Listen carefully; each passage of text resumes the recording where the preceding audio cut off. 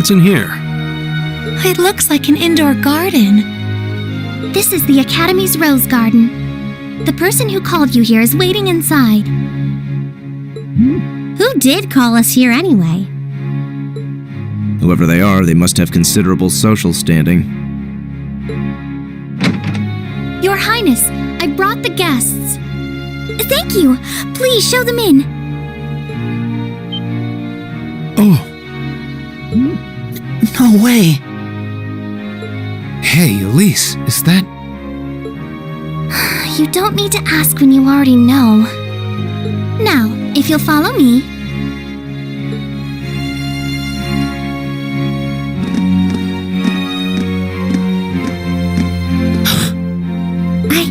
I knew it!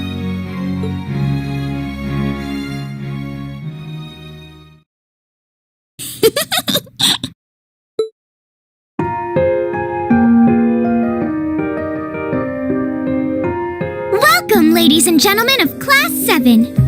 My name is Alphen Rice Arner. It's a pleasure to meet all of you.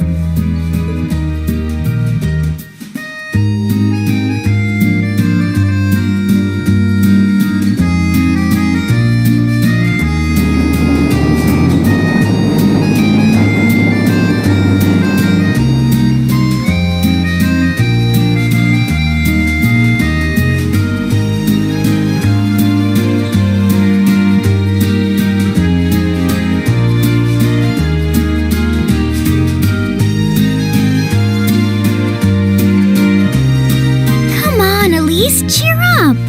I'm sorry, alright? I was only trying to tease you a little. Don't you have something you wanted to discuss with everyone? Please, go right ahead. Well, that aside, it's been a long time since I last saw both of you, Eustace and Laura. I'm glad to see you're both well. Likewise, Your Highness. You've become even more fetching since we last met. Aw, thank you! I was rather hoping that you'd decide to enroll in St. Astraia too. But it seems you chose to attend Thor's after all. Well, I've committed myself to following the way of the sword, and Thor's gives me a place to hone my skills. I apologize for not being able to live up to your expectations. First I lost Angelica to Thor's, then you too. Perhaps I should just transfer there next year myself. Your Highness. Got you to look. But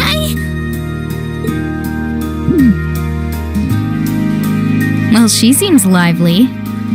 She seems far more easygoing than I was expecting. I've heard plenty about her, but none of that prepared me for meeting her in person.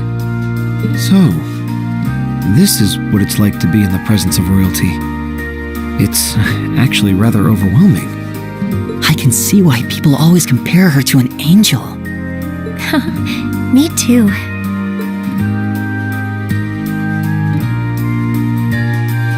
Please don't worry about me. While I still have much to learn before I feel like I deserve my status among the nobility, I've been blessed with wonderful friends, and I'm enjoying life here at the Academy. Well, she does seem to have at least one wonderful friend. Kind of an understatement when that friend happens to be Princess Alphen. I'm particularly happy to finally be able to meet you, Reen Schwarzer. Elise has told me so much about you. Your Highness! I'm honored that you'd say so. Elise always mentions in her letters what a great friend she has. As her brother, I wanted to thank you for that. Reen! Oh, it's so refreshing. You're every bit the person Elise says you are. Perhaps even more so. Huh? Actually, I have a teensy-weensy favor to ask. Do you think I could join Elise in thinking of you as my dear brother as well? What? Your Highness! You see, Elise has spoken of you so often that in my heart, you've already come to feel like family. And now that I've had the opportunity to meet you, I fear I simply can't suppress these feelings any longer. I have 2 brothers already, of course, so I'm sure it won't take long to adjust. I couldn't possibly. I mean, That's enough, Your Highness.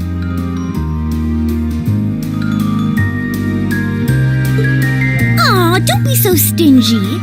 Surely it wouldn't hurt to share him with me a little.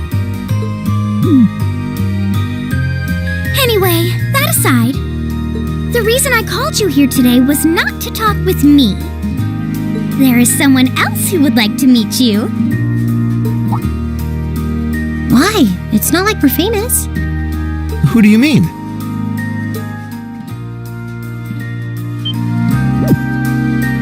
Hey, isn't that... A guitar? No, a lute? Oh, it seems he's arrived. Oh, I apologize for keeping you waiting.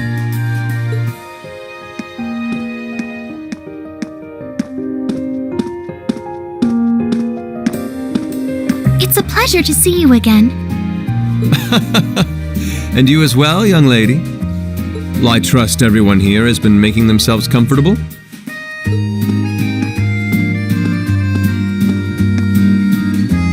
Who's this guy?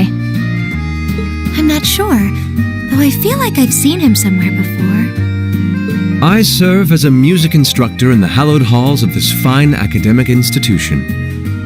In truth, I am ever on the hunt for that elusive mayfly we call love. But that might raise eyebrows at a girls' school. But whose pulse would not quicken wandering into this untainted cloister of dew-eyed maidens? Ah, the romance.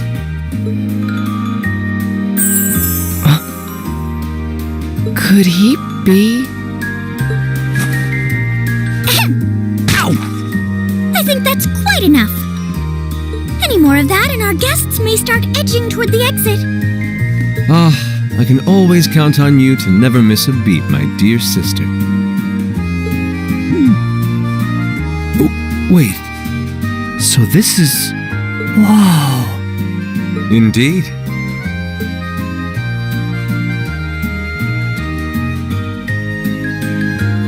"'Tis I, Olivert Arner, also known by some unscrupulous individuals as the Debaucherous Prince. I also serve as Thor's Military Academy's ornamental chairman of the board. It's a pleasure to finally meet you, ladies and gentlemen of Class 7.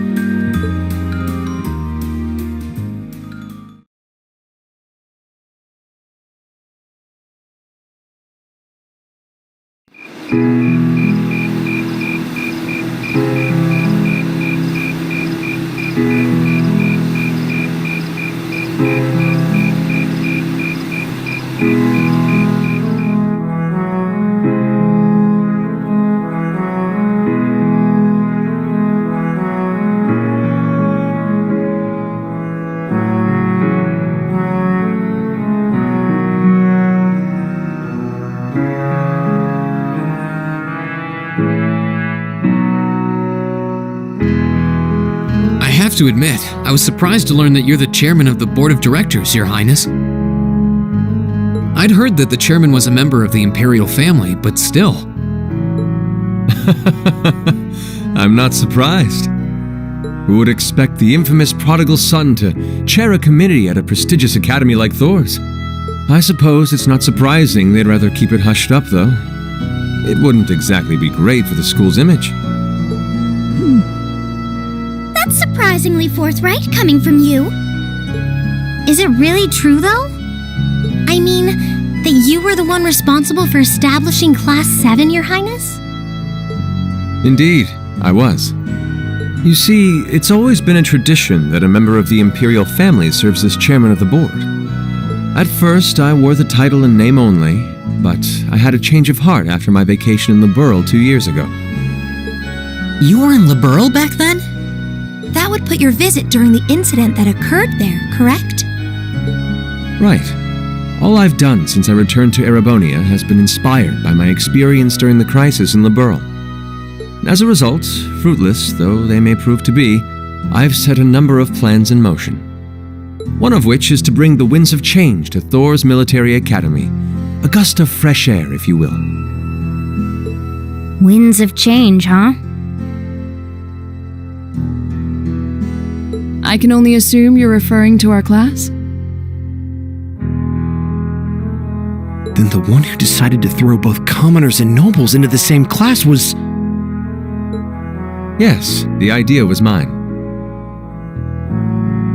Although the selected students also had to have a high aptitude with the Arcus units too.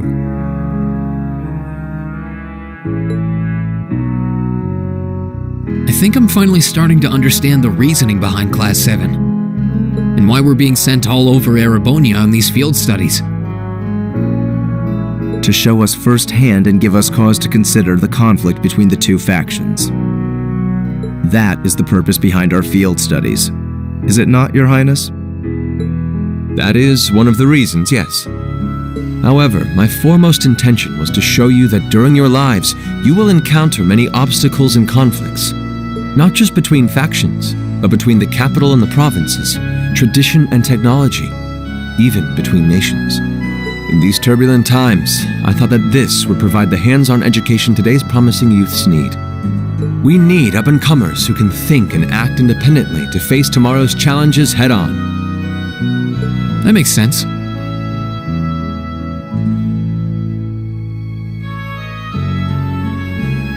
Wow, that's quite a plan.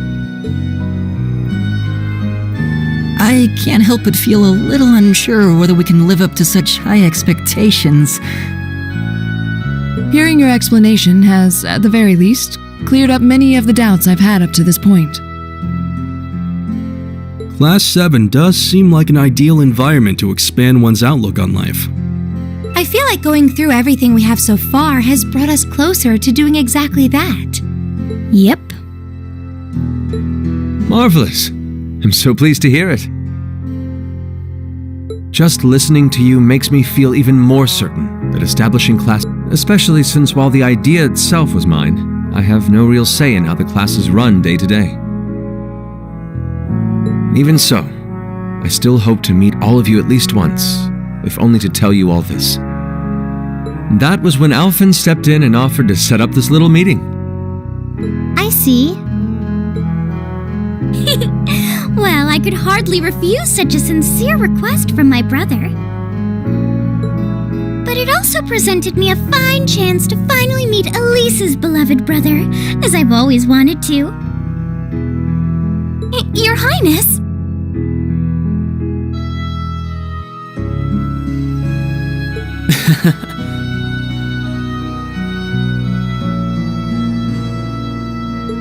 Thank you for taking the time to tell us all of this, Your Highness. I feel like now that I know, I want to live up to the promise you saw in Class 7.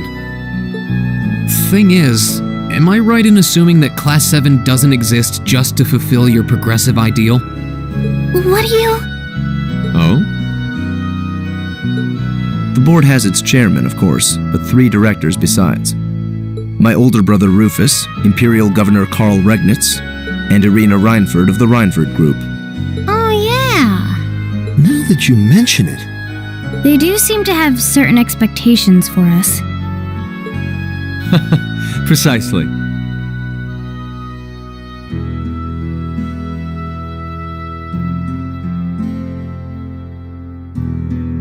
As I mentioned, I no longer have anything to do with how Class 7 is run.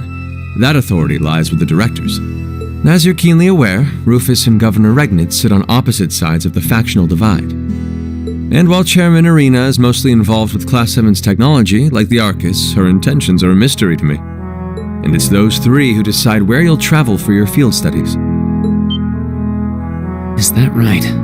When you put it that way, it does make it seem like some kind of bargaining is taking place behind the scenes.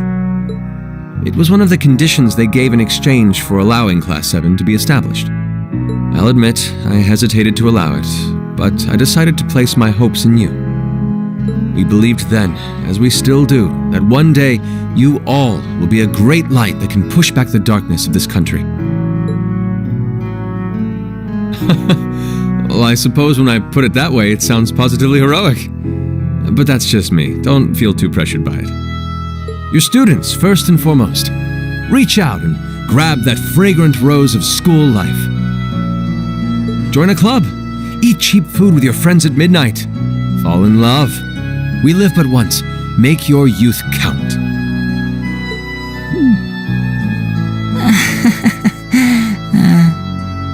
You know, it's weird, but hearing you say that kind of takes a load off my mind. By the way, just earlier you said that we believed the Class 7 would be a great light. Is there someone else involved with Thor's who shares your vision for our class, Your Highness? There is. Principal Van Dyke. I once attended Thor's myself and studied under him. He gave my proposal to establish Class 7 his full backing. I see. He's been particularly considerate toward us ever since we arrived at the Academy. While he has no direct control over the running of the Academy, he does preside over the board meetings. And above all, he's the one who assembled an excellent team to give you first-rate training. An excellent team, you say? Are you referring to Instructor Sarah? Well, she's certainly one of them. Still, coaxing her away from her former line of work certainly played a large part in giving Class 7 a great foundation. She is, after all, one of the strongest people in the Empire, and her experience makes her a natural field leader. Wait, what? Instructor Sarah? One of the strongest people in Erebonia? Exactly what experience might you be referring to? I've even heard rumors of her daring exploits myself. She was known as the Purple Lightning. Doesn't that sound exciting? Wait, Purple Lightning? I knew it! If you two have heard of it, it must be a household name among martial artists. That's right, though I've just heard it in passing. Ah, that young ace of the Erebonian Bracer Guild, and one of the Empire's most famous bracers. She has a history full of brave feats and dangerous deeds. She was even the youngest bracer to achieve A-rank status. Back then, she was known as the Purple Lightning. Now, you know her simply as your homeroom teacher.